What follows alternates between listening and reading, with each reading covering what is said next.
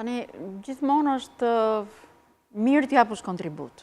Pa diskutim që është shumë mirë t'japësh kontribut.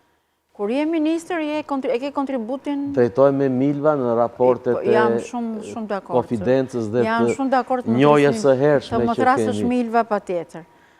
Unë mendoj që në të dyja rastet ti jep një kontribut. Të paktën ti përfaqëson një forcë politike, forca politike të ngarkon me një detyrë.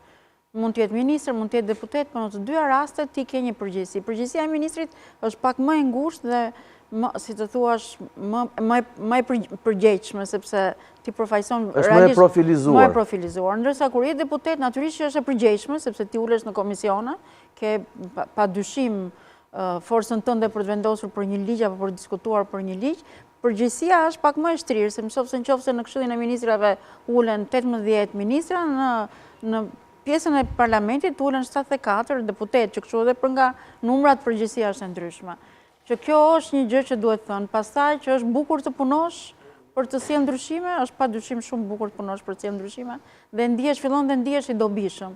Dhe unë vazhdoj të them që një nga gjërat që mua më emocionon gjithmonë është kur them fjalën betohem atje në kuvend, sepse më duket sikur kam marrë një barë dobishmërie që është e jashtëzakonshme.